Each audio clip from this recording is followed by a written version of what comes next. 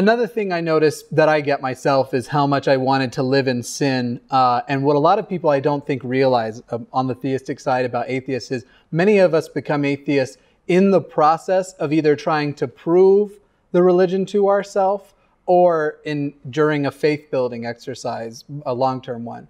And so I'm curious if that had anything to do. And if you want, just take this time to give us a little more information about your actual deconversion. Yeah, for me, you know, when I was growing up, the people in the church, my family, thought that God wanted me to be a preacher. And actually somebody from my former church showed up at one of my debates and mentioned this during the Q&A type thing. So it's not just me saying it. 30 years later, they're still saying it. But I was terrified of public speaking. I didn't want to be a preacher. So I went off and I joined the Navy. And eventually I ended up working in tech industry, and I kind of got screwed out of my job for being too good at it. I managed to get stuff accomplished quicker to the point where they didn't have work for me to do. And they're like, hey, we're sorry to do this, but we got to let you go. And I was mad. And then when I tried to figure out why did this happen, you know, how is it that I had a really good work ethic and worked my tail off, and I ended up losing a job, I came to the conclusion that God was punishing me for not becoming a preacher. And so I gave up and I said, okay, God, if this is what you want me to do, I'll do it. And I spent about 1.5 years in pretty serious prayer and study. I mean, they gave me severance pay so that I didn't have to work for quite a while.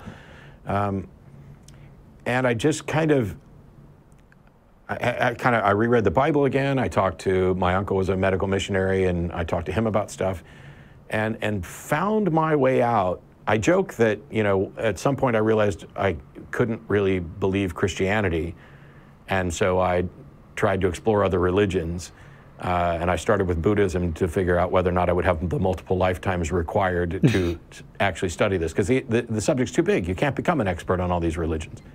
And instead, I went down the philosophy route of saying, okay, what kind of God could possibly exist? What in the abstract, what could we say about a God? Because that might direct my search towards which of these religions are right. And then, of course, I realized that you know, they can't all be right, but they can all be wrong. It's at least, you know, hypothetically possible that they are all wrong, that this is a failure of human beings trying to explain a world that they don't understand and provide comfort and direction when they don't have good answers. Yeah. So your first story reminded me of I got a message years back, right after I became atheist, and it was a guy who had been the young men's president where I lived in Louisiana. So this is when I was about 12 or 13. And he messages me immediately, and he's not asking why I don't believe in God anymore. He's asking these personal, like, what happened to the kid I knew with all the aspirations, who was going to be somebody, who was going to do something? And I was like, what a weird jump you made. And my response was like, still that guy. And but for the second part, go ahead. There were two things. So the guy who showed up at the debate to ask the question said, hey, you may not remember me, but I knew you when you were 17, and we were expecting great things from you. Yeah. What happened? And I wanted to say, I went on to great things, but I realized that's not the best answer to give in a Baptist church to the people who are calling you out. Yeah. And it was a friend of mine, one of my best friends. He was actually at my wedding. We're still friends. Unfortunately, we don't get to see each other very often. We were in the same youth group at church. We both were convinced that God wanted us to be preachers, and he went on to become a youth minister, and then he married one of the girls in his youth group, and that didn't go over so well for the youth pastor to be marrying this girl that he had kind of tutored up to be legal age. But you know, it just happens. You don't have any control over who you fall in love with. That's the story of my mom and dad. my dad was my mom's seminary teacher.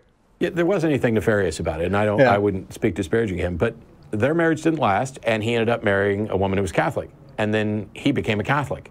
And he came to me one time, you know, after I'd come out as an atheist, and he said something along the lines of, you know, I just don't get it. I mean, we grew up together, we learned the same stuff. I don't know how you could just become an atheist.